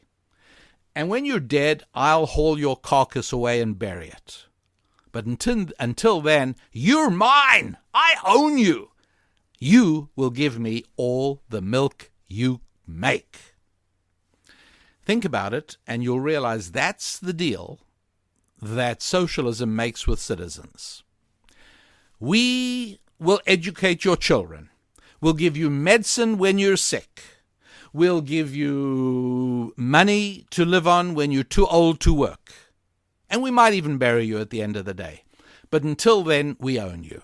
Until then, you give us everything. Now, we might be really nice, and we might end up just charging you 70% income tax or 50% income tax. But no socialist politician would ever give you an answer to the question of what is the maximum percentage that any citizen should ever have to pay of tax. And no one will answer that, because in the final analysis, they don't want to rule out 100%, because that's the ultimate deal. To every man according to his need, from every man according to his ability. That's the ultimate dream. And you might remember I spoke earlier about there being a Tunis to the world.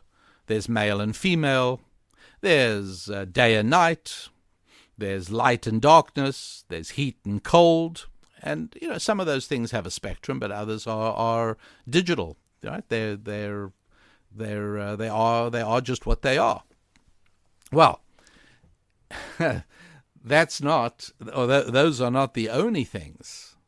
Those aren't the only things that are dual, you see. And I'm gonna come back to that and lay lay that out for you. But be aware that the other thing that's also dual and works in twos is ways of arranging human society. And that's very important. How many ways do we have of arranging human society? Well, we've got no arrangement at all, total anarchy, which nobody really likes. And then we've got a vision of America's founders, which is based on a biblical, what I call an Abrahamic vision of human society. Then we have a centralized tyranny where a central government takes control of more and more and more of people's lives. That's the Tower of Babel, built by Nimrod. So that's a Nimrodian style of life. And then the next one is tribal. There aren't a lot of ways of organizing human society. And what almost everyone agrees is that the first one of anarchy is intolerable. And that's one of the reasons that after anarchy, people accept dictatorships. There was anarchy in Italy that brought in Mussolini. There was anarchy in Germany, and that brought in Hitler. And you remember the old joke, sad, sick joke, but people say, well, at least he made the trains run on time. Yes, he killed millions of people. They said it about Stalin also. But he made in other words, he restored order. And human beings do not like living in a state of civil chaos and anarchy. And so you rule that out. That leaves three possibilities: tribalism, Abrahamic, or Nimrod. Well, tribalism, here's the problem with tribalism, and that is if you're not born into the right tribe, things don't go quite as well for you. And one of the ideas formulated by a political philosopher who was it Rolling? I think so.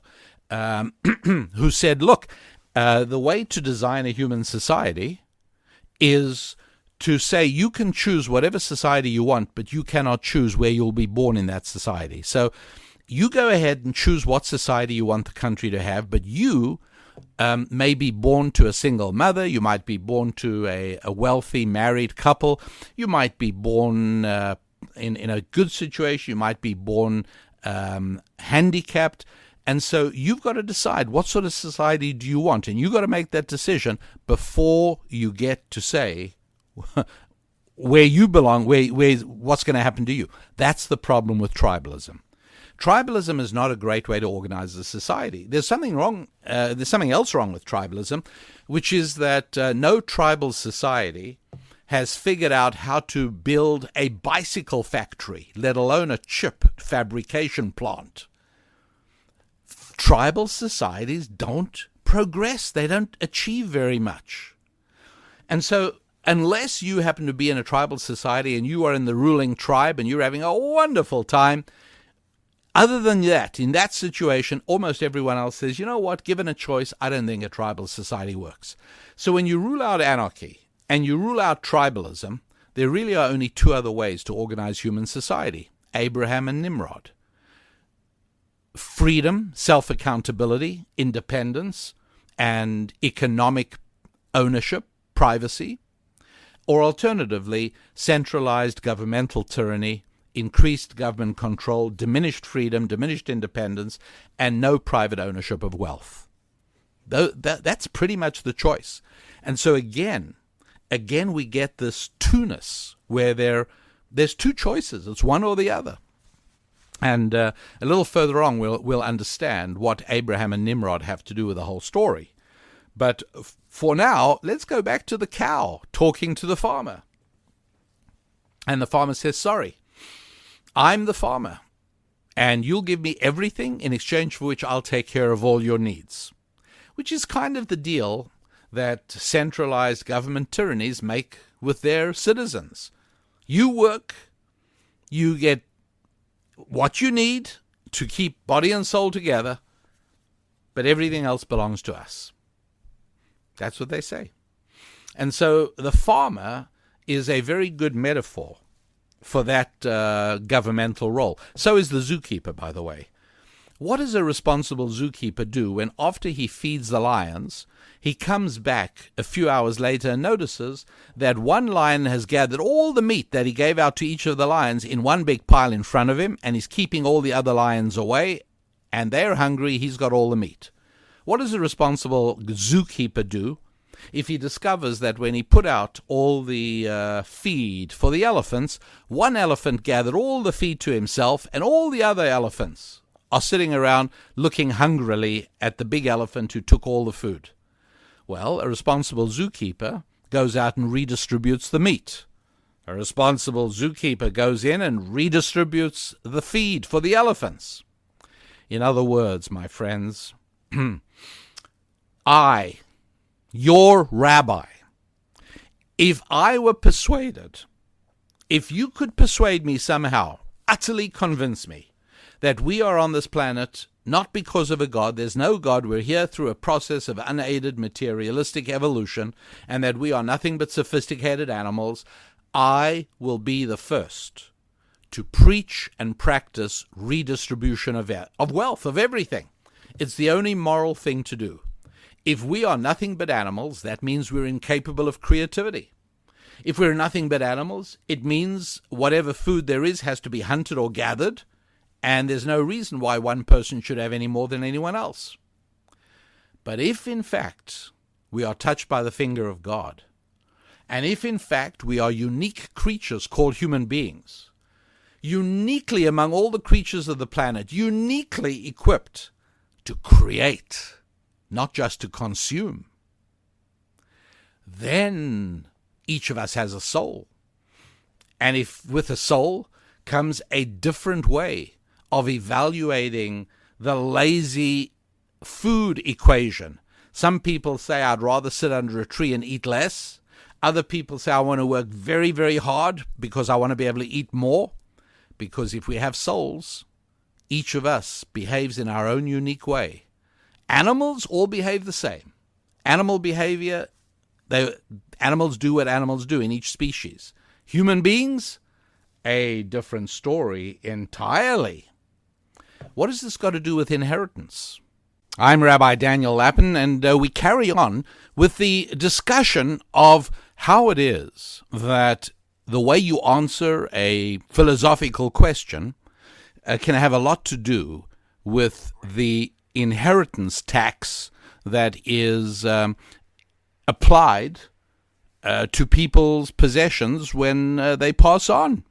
Let me try and explain. Look, If indeed the answer to the existential question of how did we get to be here is that we're only here by a lengthy process of unaided materialistic evolution, well, then that means that we're nothing but animals, as I've said. And if we're nothing but animals, it's pretty obvious, right? It's straightforward. It follows very simply that if primitive protoplasm became amoebas, and amoebas turned into turtles, and turtles turned into orangutans, and orangutans turned into people, then people are just a little bit further advanced than orangutans, but we're basically animals. And if we're basically animals, then any specific special contact between us and our children is nothing but a false conceit. There's no truth to it. After all, when did you ever see a dog that recognized its puppies? When did you ever see a dog go up to another dog and say, aren't you my son? Right? There's no such thing. And even the connection between an animal and its mother lasts for only a short while, and then it's gone.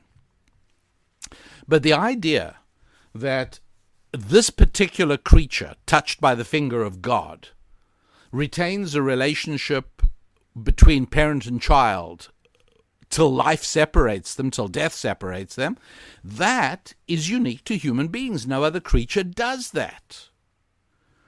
And so people who shape their worldview based on a materialistic approach, that everything is only biology and materialism, well, those people say, well, wait a second.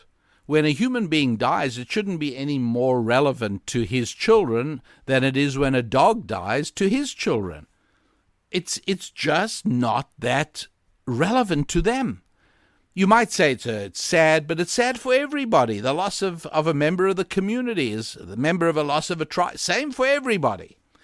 And their approach is, look, it is totally wrong that when a wealthy person dies, that only a tiny little group of children, namely those that are biologically related to him, should benefit. That's not right. Because we're one community, we're one group of people. And we're all animals in a sense. We're just sophisticated animals. And it's wrong for any one group to get more than other groups. And the only way to treat the possessions of somebody who goes home to the Lord, the only way to deal with the possessions of somebody who dies, is to distribute his possessions among everybody else.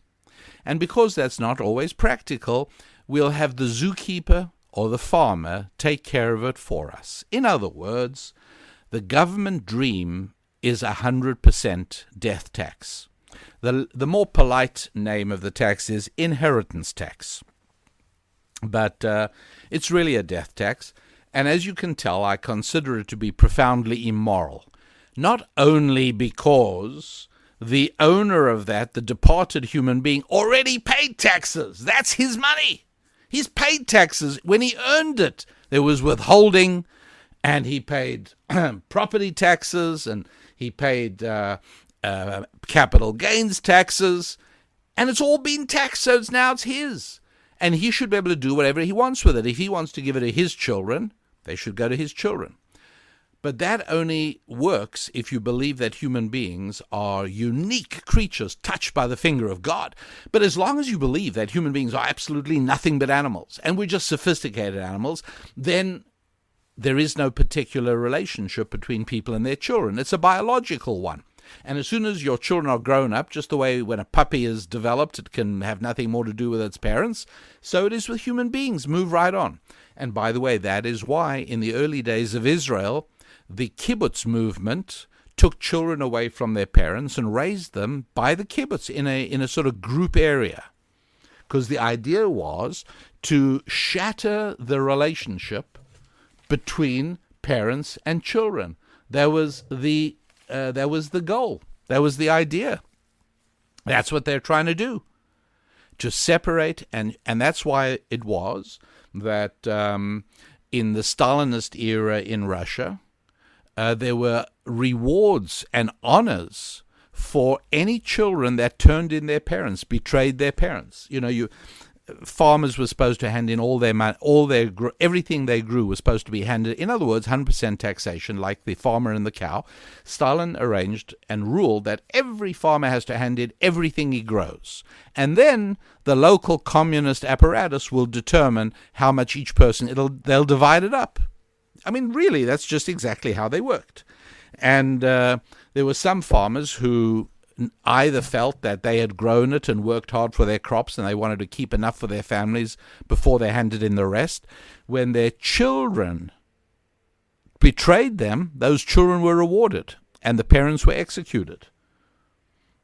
And I don't know if this is still the case in Russia, but during the days of the Soviet Union, there were many statues of a little boy called Pavlov Morozov. He was a member of the Young Pioneer movement, which was like the communist Boy Scouts. And he famously handed in his parents. He told the local communist apparatus that his parents were keeping some food back for the family. They were not being good communists. They didn't hand it all in like they were told to, and the parents were executed. And little Pavlik Morozov was honored and raised by the state. And I don't know what became of him, but I think he was. You know what? I think he was killed by an uncle. I think he was. There was revenge going on. Anyway, it's not relevant. It's not important for now. But the important thing to realize is that one of the big areas in which God created us and we evolved materialistically separate, those two worldviews separate, is on the question of inheritance tax. Whereas those of us who believe that we were created by God would say there should be no such thing as inheritance tax. The government has nothing to do with it. Keep the farmer and the zookeeper out of it. Because when the man passes on, it's between him and his family. He will give it to his wife, his widow, he'll give it to his children, but it's nobody else's business. Along comes the other viewpoint of the materialistic worldview and says, no, wait a sec. Look, when he dies, it's just like an animal. He dies, all the stuff is left behind. It's not his. He doesn't exist anymore. And if it's not his, whose is it? It's the state's. It belongs to everybody. And as an agent of everybody, the government will take control of it. And that is why the real dream, the Labour government in England lived this dream after World War II, 100% inheritance tax. Everything that a person leaves when he dies, what do you mean children? Everyone's children should benefit, not just yours. And that is why it is that if anybody confides in me as to whether he believes that we are here as the result of unaided materialistic evolution, or he believes, and if a person tells me that that's what he believes, I will tell you where he stands on the inheritance tax. It's almost inevitable. It follows on absolutely naturally. How about the area of sex? If we are created by God, and we are unique creatures touched by the finger of God, then the first few chapters of Genesis are a sex manual. They tell us virtually all we need to know about male-female relationships. And we understand that a good and loving God provided us with an entire approach to how to relate to someone of the opposite gender. And there's a thing called marriage between a man and a woman. And that is something that civilizes man, and it's good for women, and it creates the appropriate environment for their children. And what's more, God made the interaction between male and female pleasurable in order to help us understand that the deepest joy in life is doing something for another person. And we begin to understand that the entire area of physical intimacy is endowed with the sacred. It's part of the way we have of connecting with God.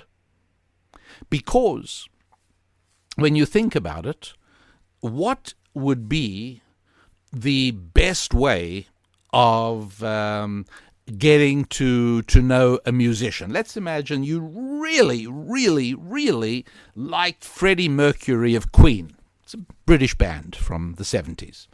And if you could have your choice, you'd love to spend an evening having dinner with Freddie Mercury. There's only one problem, and that is he's dead. So you cannot have dinner with him. It's not possible.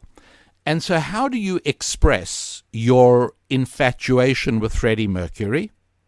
There's only one thing to do, and that is get to know his work. Because if you can surround yourself with his creations and absorb them and wrap yourself around them and make them a part of your life, that's as close as you can get to Freddie Mercury.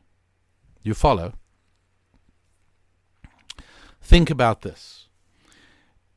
You want to get close to the Creator. You want to be close to God. It's really tough. It's not as if you can invite God to dinner. It's not as if you can go for a walk with God. What's the best way? Get to know his creation. You can study the world. You can study science. You can study physics. And little by little, you will begin to see the unity in creation. You'll begin to connect with what God is, and your relationship with him becomes strengthened. But there's another way as well. You can look at the apex of his creation. It's all very well looking at mountains and lakes and rivers and trees, but how about looking at another human being? That's the apex of God's creation. This is like Freddie Mercury's best song.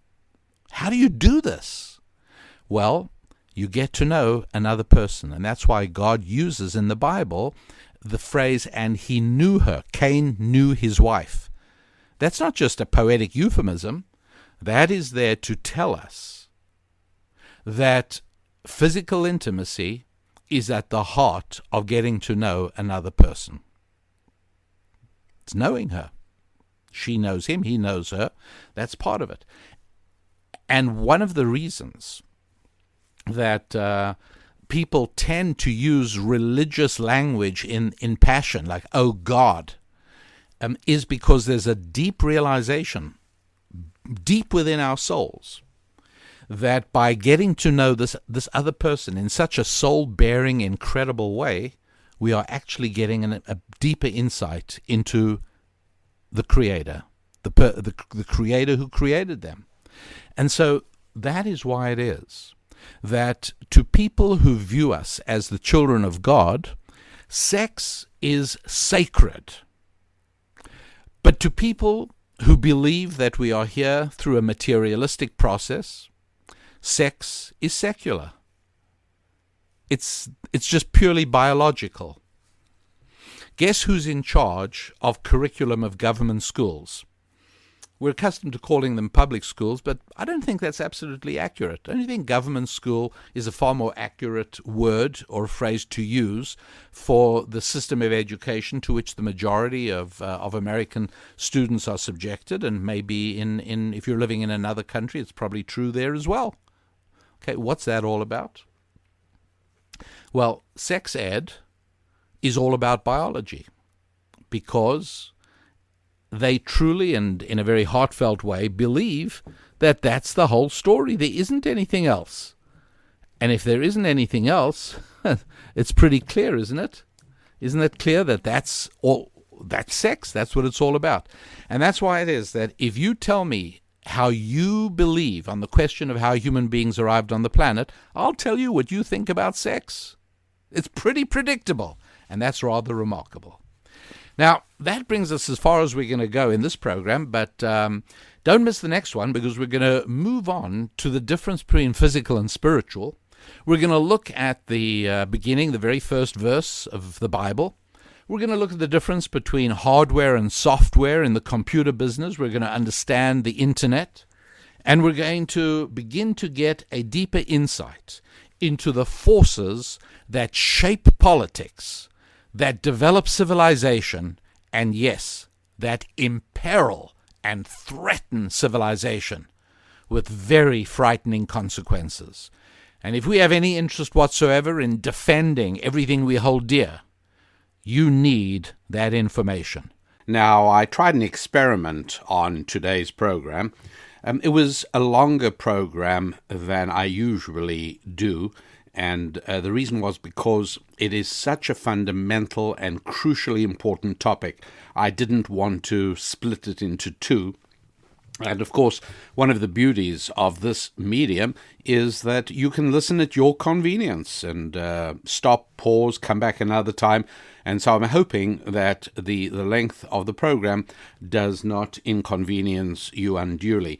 The other part of the experiment is that instead of interrupting the flow of the program every 15 minutes with a reminder to visit our website and to check out the resources we have available, I decided to just hold off until the end with the idea that this will perhaps be less annoying and less disruptive for you. Obviously, I don't have to explain to you, the audience of this show, the commercial value in advertising and the underlying sponsorship of the show through the e-commerce application at rabbidaniellapin.com. And so what I'm hoping is that in not regularly making this announcement and letting you be able to listen through without interruption, if I at least give you a reminder now here at the end of the show, that will do the trick. So right now then, head over to rabbidaniellapin.com. Daniel Lapin is DANIEL-LAPIN. Watch out for that double L there. So it's www.rabbidaniellapin.com. And the resource that I draw to your attention is called Day for Atonement. And I'll tell you in a nutshell what that's all about. You can read about it right there at the website, and it's there especially for you. But in a nutshell, look, it's not possible for any thoughtful adult to live a decade or two or three or four past adolescence without running the risk of being beset and plunged into anguish at times by feelings of inadequacy, feelings that you're not all you should be, feelings you haven't achieved everything you should have, regrets at things you have done, regrets at things you haven't done. Look, this is perfectly natural. This is perfectly normal. It's a part of living. The problem is that it can become aggravated, like any other syndrome, and reach a point of where, well, honestly, there's no better term for it than a strong term called self-loathing. And when we reach a point of self-loathing, we kind of start sabotaging our own future, and we start damaging our own creativity. So there needs to be a way to reset that internal monitoring moral clock to zero, so as that you don't build on each month, each year, that you don't build on further upset at yourself, further dissatisfaction with yourself, further disappointment with yourself at the fact that you're not all yet that you are destined to become. And that process is called atonement. Now, that's got a sort of religious overtone to it, Judaism's Day of Atonement, etc., etc., but it's a very practical, very real-life thing. And I must tell you, I don't doubt for a moment that a significant proportion of the people who spend time and money talking to therapists, counselors, psychologists, psychiatrists, I'm sure that a significant proportion of those instances could be done away with completely by a regular process of atonement, basically re-getting to like yourself again on a regular basis. Some people do it once a year, but other people do it once a month. Other people try and do it a little more frequently than that. It's not a bad idea. Let's put it this way. It costs a whole lot less money than going to a therapist. It takes a whole lot less time than going to a therapist, and it's not habit-forming as going to a therapist so often is.